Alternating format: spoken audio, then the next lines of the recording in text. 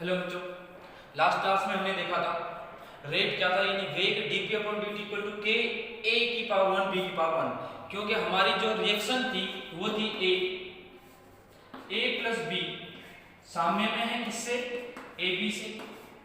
ठीक है, उससे क्या बन रहा है, उससे ab बन रहा है।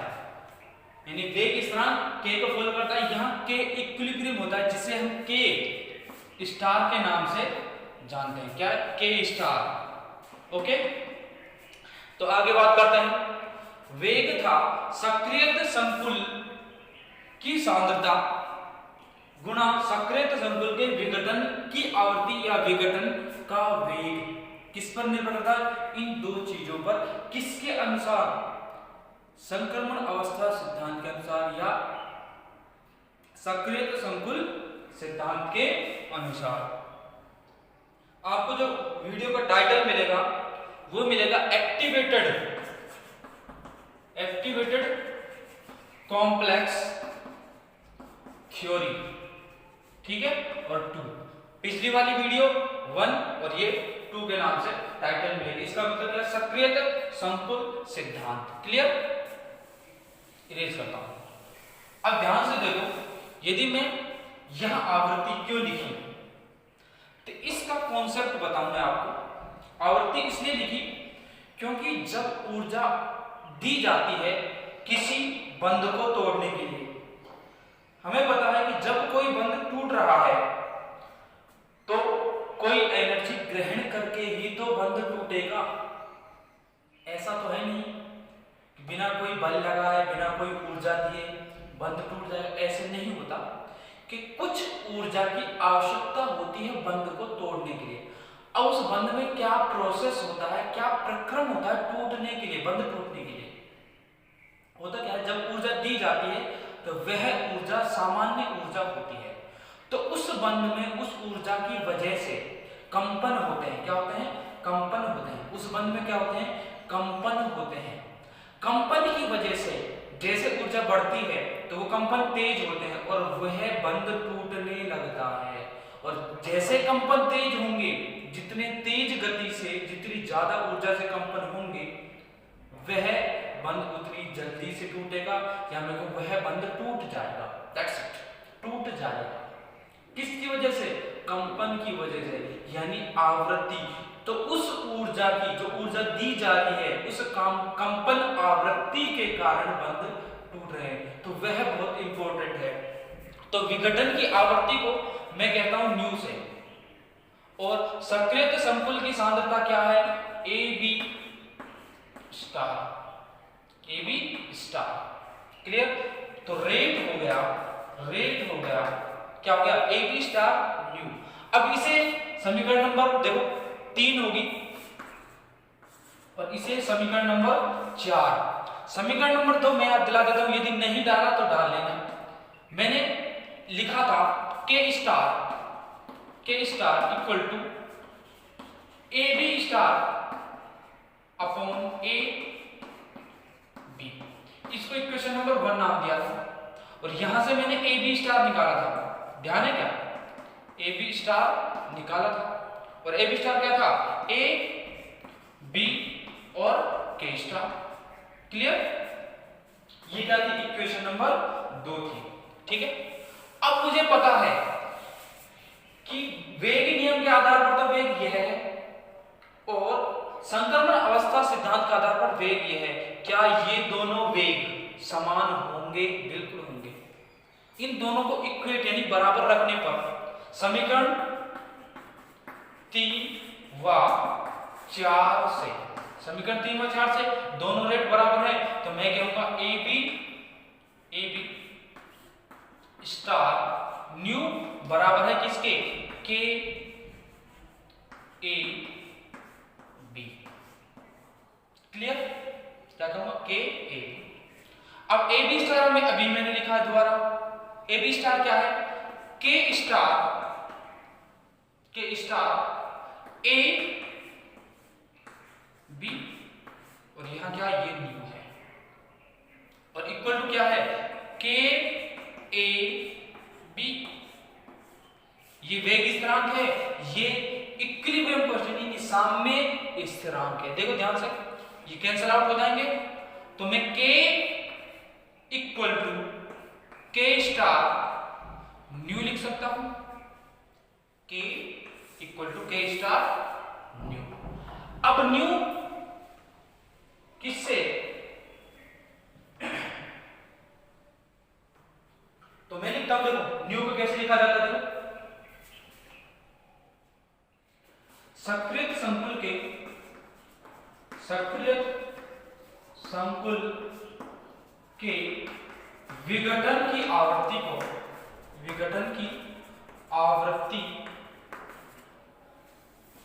को निम्न समीकरण से दिया जाता है, लिखा जाता है, दिया जाता है, निम्न समीकरण से दिया जाता है। और समीकरण क्या है, न्यू इक्वल टू के टी अपॉन एच। सारी चीजें लिखूंगा, के क्या है, के है बोल्ट्जमान स्थिरांक, और जो होता है किसके इक्वल, के होता है, यानी K equal to R upon capital N. यहां एन क्या है, एन है अवगाद्रो संख्या, आर क्या है गैस स्थिरांक। के किसके इक्वल होता है, के बोल्ट्जमान आर अपॉन एन के। एच लिखता हूं, एच क्या है प्लांक स्थिरांक, ठीक है। और टी क्या है, एब्सोल्यूट टेम्परेचर यानी परम ताप, क्या है परम ताप। और एन को लिख देता हूं मैं, एन क्या है अवोगाद्रो संख्या। अब सारी वैल्यूज को किसमें, समीकरण नंबर 5 में, समीकरण 5 से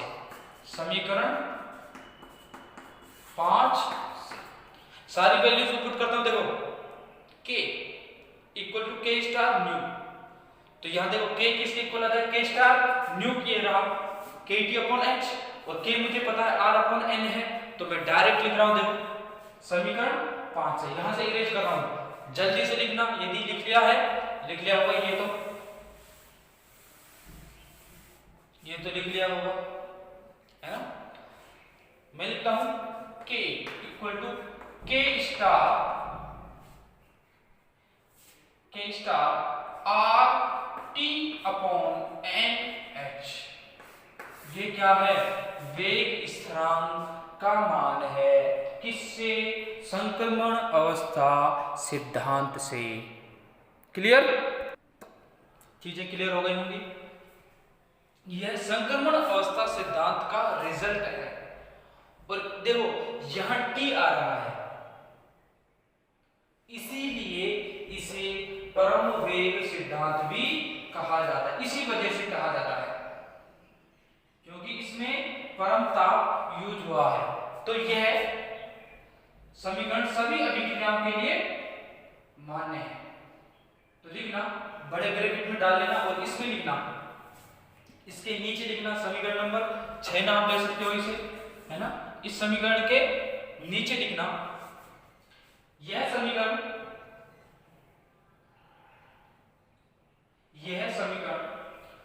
परम अभिक्रिया, यह समीकरण परम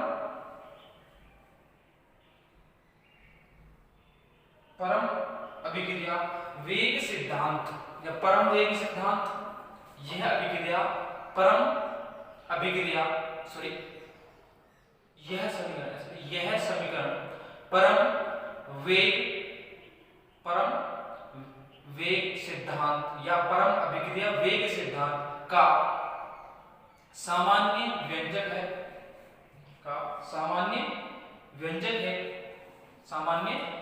है, जिसे किसी भी अभिक्रिया के लिए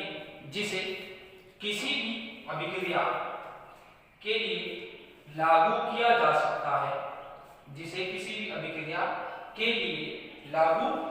जा सकता है,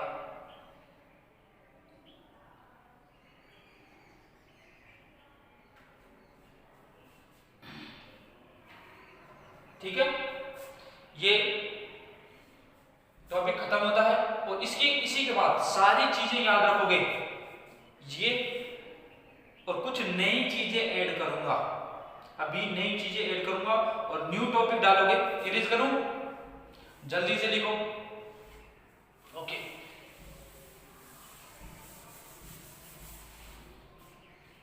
यहां से इरेज कर दूं क्या? चलो देखते हैं, यहां से हेडिंग डालना साम्य स्थिरांक, साम्य स्थिरांक, या फिर ऐसा करो पहले थोड़ा सा चीजों को समराइज करता हूं मैं, है ना, फिर देखते हैं ये क्या है। ठीक है, पहले चीजों को थोड़ा सा समराइज करता हूं। पिछली तीनों क्लासें जहां से मैंने टक्कर सिद्धांत स्टार्ट किया था वहां से थोड़ा सा 5 मिनट लूंगा, सारी चीजों को समराइज करने की कोशिश करूंगा। टक्कर सिद्धांत में मैंने देखा कि जब टक्कर हो, जो अणु टक्कर कर रहे हैं, पहली बात तो टक्कर होनी चाहिए, जब भी टक्कर होंगी तभी उत्पाद की बात होगी। टक्कर करने वाले अणु सक्रिय होने चाहिए। दूसरी बात, यानी सक्रिय होना जरूरी है।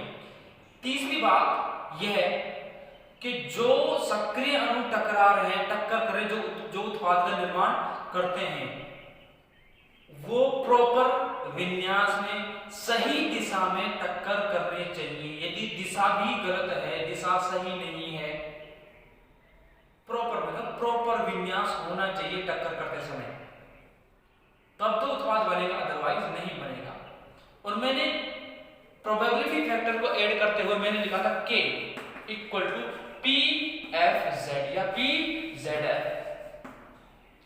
Z11 मैंने क्या लिखा था, 1/√2 n स्टार का स्क्वायर सिग्मा स्क्वायर और C बार, और C बार में लिख रहा हूं, देखो C बार क्या है, 8RT अपॉन पाई m, यहां पाई और है, यहां पाई और है, ऐसे देखो पाई अपॉन √2, ठीक है, pi upon √2 n star sigma square 8RT upon pi m।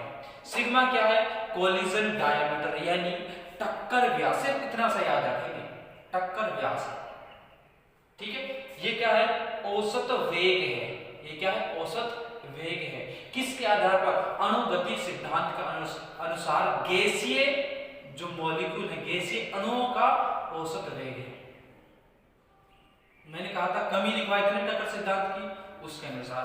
और जब मैंने Z12 लिखा था वो क्या था, N1 N2 पाई भी है, ठीक है, सिग्मा 1 प्लस सिग्मा 2 अपॉन 2 का स्क्वायर, या सिग्मा 1 2 का स्क्वायर लिख देता, और अगेन क्या है, 8RT अपॉन पाई म्यू।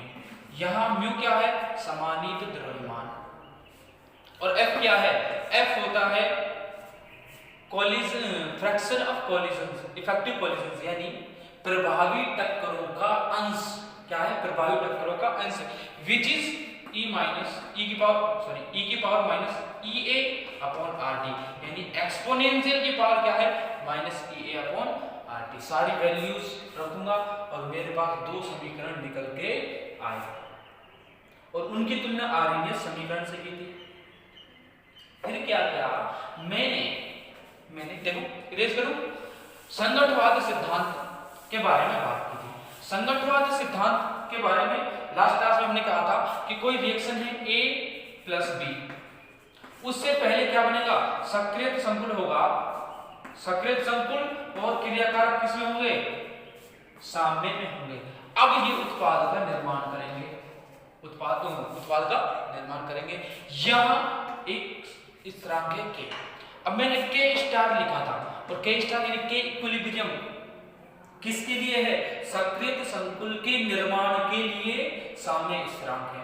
और K इक्विलिब्रियम क्या होता है, उत्पाद बटे क्रियाकारक। यहां उत्पाद क्या है, ये है, इस अभिक्रिया की बात कर रहा हूं मैं, इस अभिक्रिया की बात कर रहा हूं। यहां से यहां तक उत्पाद का काम तो ये कर रहा है, तो उत्पाद यहां यह इस पर्टिकुलर स्टेप में, पर्टिकुलर चरण में तो के स्टार क्या हो गया, A B star upon A B उत्पाद प्रतिक्रिया कारक। वास्तविकता में उत्पाद तो ये है, लेकिन इस अभिक्रिया की बात करूं यहां से यहां तक। क्लियर? तो मुझे देखो इसको इक्वेशन नंबर 1 नाम दिया था, मुझे ए बी स्टार चाहिए, यानी मुझे ए बी की सांद्रता चाहिए, तो मैं लिखूंगा के स्टार ए बी। और हमारे पास दो प्रकार के वेग आएंगे। रेट एक तो आएगा कौन सा, वेग नियम वाला वेग, यानी अभिक्रिया वास्तविकता में यहां से यहां तक हो रही, इसका तो कोई रोल ही नहीं है। वेग नियम के आधार पर सक्रियत संकुल का कोई मतलब नहीं है। वेग नियम का आधार पर जब वेग लिखता हूं तो के ए पर निर्भर करेगा, वेग बी पर निर्भर करेगा। लेकिन जो हम सक्रियत संकुल सिद्धांत पढ़ रहे हैं उसके अनुसार वेग क्या होता है, ये तो वेग नियम के अनुसार वेग है, और सक्रियत संकुल के अनुसार वेग होता है। देखो सक्रियत संकुल की सांद्रता क्या है, मैं लिखूंगा सांद्रता ये रही सक्रियत संकुल की सांद्रता, और उसके विघटन का वेग या विघटन की आवृत्ति ये रही। क्लियर? अब मैंने कहा यहां ए बी स्टार को पुट कर दो, फिर दोनों को इक्वेट कर दो, या पहले दोनों को बराबर रख दो और फिर इसका मान रख दो, बात तो एक ही है। ठीक है, दोनों को बराबर रख दिया, मेरे पास आए के ए बी इक्वल टू, देखो ए बी स्टार ये रहा ए बी स्टार, तो क्या गया के स्टार ए बी, और न्यू तो है ही, आवृत्ति तो है ही, तो ये कैंसिल आउट हो गए।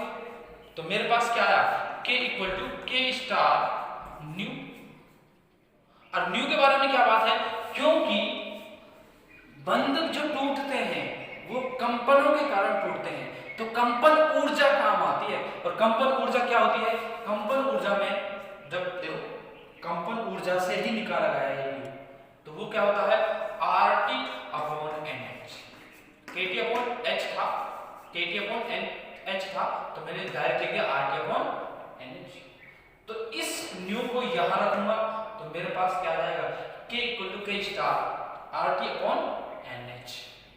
यह है समीकरण। इस समीकरण की मदद से देखिए यह समीकरण सभी अभिक्रियाओं के लिए लागू होता है। इस समीकरण की मदद से लगभग सभी अभिक्रियाओं के लिए वेग का अध्ययन किया जा सकता है। क्लियर? अब बात करते हैं साम्य स्थिरांक व ऊष्मागतिकीय पहलू किसका, वेग स्थिरांक का ऊष्मागतिकीय पहलू या वेग आधारित। इरेज करूं? ठीक है, ये चीजें मैंने समराइज की हैं शॉर्ट में।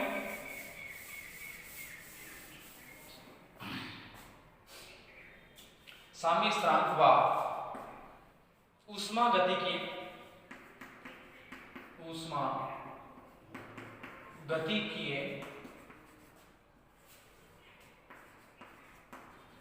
पहलू पर आधारित वेग स्थिरांक का व्यंजक है, देखो ठीक है, दिख रहा है डेल्टा जी होता है minus RT ln K, RT ln K star. ये K क्या है, K इक्विलिब्रियम की बात कर रहे हैं, किसकी, K इक्विलिब्रियम की, RT ln K इक्विलिब्रियम। अब यहाँ पर्टिकुलर रिएक्शन है और हमें किसके लिए देख रहे हैं, हम ये देख रहे हैं एक्टिवेटेड कॉम्प्लेक्स थ्योरी, यानी सक्रियत संकुल सिद्धांत या संक्रमण अवस्था सिद्धांत। संक्रमण अवस्था में के इक्विलिब्रियम क्या होता है, के स्टार होता है। क्या होता है, के स्टार होता है। Delta G equal to minus RT ln K में लिखाऊंगा, थोड़ा सा वेट करो, है ना, पहले लिख लो थोड़ा सा, है ना, एक लाइन लिखाऊंगा लास्ट।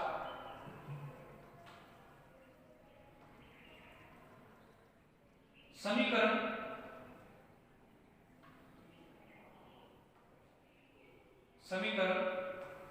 लास्ट में हमने कौन सी समीकरण निकाली थी, 6।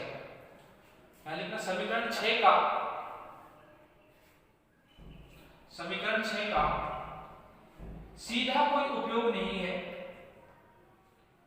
समीकरण 6 का सीधा कोई उपयोग नहीं है। बताता हूं उपयोग क्यों नहीं है, क्योंकि a प्लस बी साम्य में है, तो अब बन रहा है ए बी स्टार, है ना, यहां बन रहा है। एक बात बताओ, मैं यहां से यहां के इक्विलिब्रियम निकाल रहा हूं, हमें किसी भी अवस्था में इसके बारे में पता नहीं लगाया जा सकता। ये क्या है, थ्योरी है, ठीक है। इसके बारे में, इसकी सांद्रता के बारे में हमें कुछ भी पता नहीं है। तो जब इसके बारे में कुछ पता नहीं है तो हम के स्टार का कैलकुलेशन नहीं कर सकते। तो हमें ऐसी समीकरण चाहिए जो के स्टार को रिप्लेस कर दे, के स्टार को जिससे हम परिवर्तित करते हैं, क्योंकि के स्टार यानी के इक्विलिब्रियम की गणना इस अभिक्रिया के लिए नहीं की जा सकती। यही बात लिखो, समीकरण 6 का सीधा कोई उपयोग नहीं है, क्योंकि के स्टार को प्रायोगिक विधियों से ज्ञात करना संभव नहीं है, प्रायोगिक विधियों से ज्ञात करना संभव नहीं है। इस साम्य स्थिरांक के स्टार को ऊष्मागतिकीय, इस साम्य स्थिरांक के स्टार को ऊष्मा गतिकीय पदों के रूप में ज्ञात किया जा सकता है। अतः डायरेक्ट लिख रहा हूं, साम्य स्थिरांक का मुक्त ऊर्जा में संबंध है। अतः delta G equal to minus R T L N K star. इस समीकरण को मैं क्या लिख सकता हूं, मुझे के स्टार चाहिए, क्या चाहिए, के स्टार चाहिए, तो मैं क्या लिखूंगा, देखो एल एन के इक्वल टू, देखो के स्टार के साथ एल एन भी आएगा, है ना, L N K star equal to delta G upon R T which is of minus, यानी माइनस का। इसको समीकरण नंबर 7 दे दो, ठीक है। अब एक इक्वेशन और होती है कि हम जानते हैं डेल्टा जी इक्वल टू क्या होता है, delta H minus T delta S. मुक्त ऊर्जा के लिए समीकरण होती है delta G equal to T delta S, ठीक है, क्लियर। अब देखो, ध्यान से देखो, इस समीकरण को ऐसे लिखा जा सकता है क्या, ऐसा करो, 1 मिनट, इस समीकरण को देखो, काटो, देखो एल एन के है, एल एन के को मैं क्या लिख सकता हूं, ई एक्सपोनेंशियल के फॉर्म में लिख सकता हूं के को। तो जब एक्सपोनेंशियल के फॉर्म में करूंगा, देखो के स्टार यहां रहेगा, तो ये टर्म क्या हो जाएगी, ई की power minus delta G upon R T. के स्टार चाहिए, एक्सपोनेंशियल में चला जाएगा, जो भी टर्म है, ये एल एन के है, एल एन के को हटाऊंगा तो ये टर्म कहां जाएगी, एक्सपोनेंशियल में। तो अब लिखता हूं, देखो इसको इक्वेशन नंबर 7। अब लिखता हूं क्या, delta G equal to delta H minus T delta S. In the beginning of this chapter मैंने इस इक्वेशन के बारे में बात की थी, थर्मोडायनामिक्स से, ठीक है। और इस इक्वेशन का नाम देता हूं 8। Now put the values from equation 8 in equation 7, यानी समीकरण 8 से मान समीकरण 7 में रखने पर, समीकरण 7 में रखता हूं, देखो ध्यान से देखो, के स्टार क्या हो जाएगा, के स्टार हो जाएगा, देखो ई की पावर माइनस डेल्टा जी क्या, delta H minus T delta S upon R T. देखो यहां माइनस, देखो माइनस अंदर multiply, minus plus T delta S, तो के स्टार क्या हो जाएगा, के स्टार इक्वल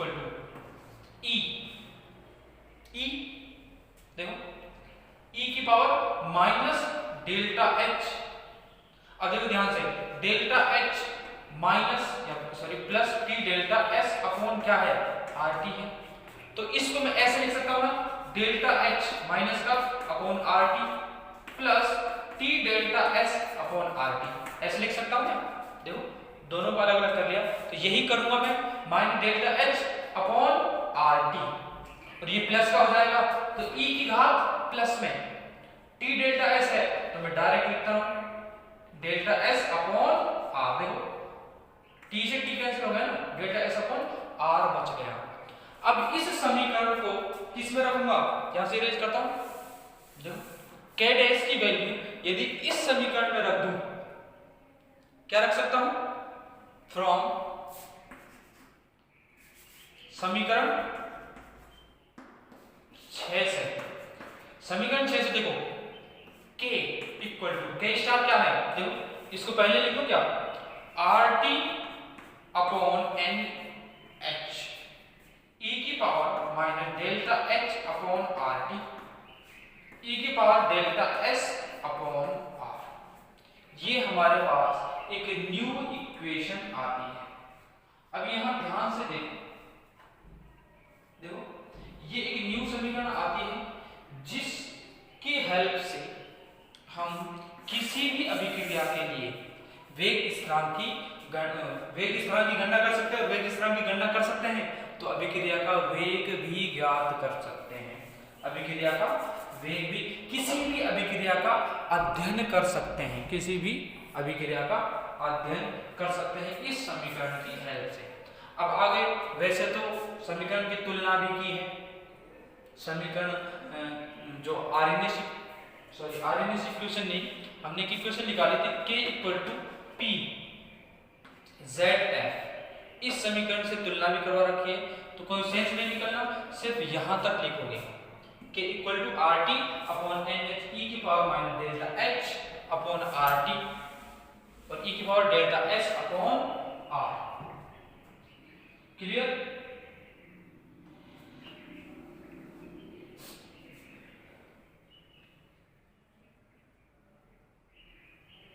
क्लियर? यहां तक लिख लेना। वैसे तो मॉडिफाइड कर सकते हैं, इसको करना चाहो तो कर लो, क्योंकि देखो अभी हमने कहा, देखो यहां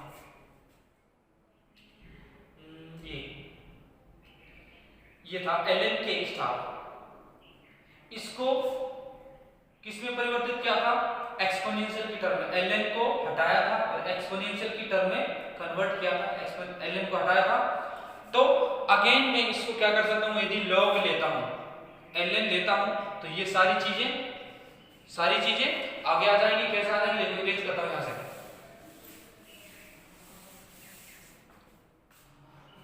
लिख सकते हो log e बेस लिख रहा हूं मैं, लेने पर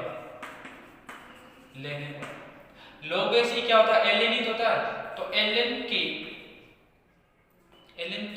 इक्वल टू ln rt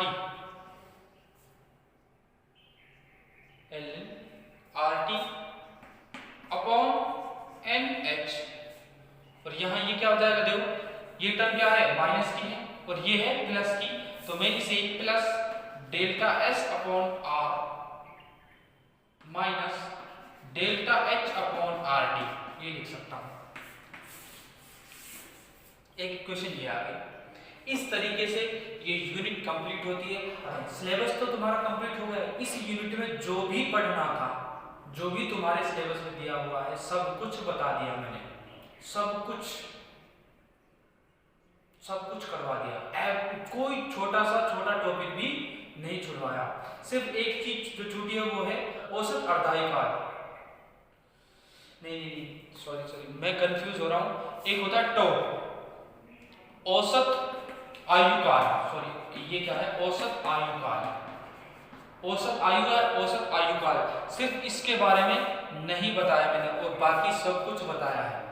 यदि आप आगे कुछ और चीजें पढ़ना चाहते हैं, एक्स्ट्रा चीजें गेन करना चाहते हैं, आप कॉलेज फोन कर सकते हैं, ठीक है। तो बाकी चीजें नेक्स्ट क्लास में डिस्कस करते हैं। ये यूनिट कंप्लीट हो रही है। तो मिलते हैं नेक्स्ट क्लास में न्यू यूनिट के साथ, जो हम स्टार्ट करेंगे या तो सॉलिड स्टेट या फिर गैसियस स्टेट। ठीक है, मिलते हैं नेक्स्ट क्लास में।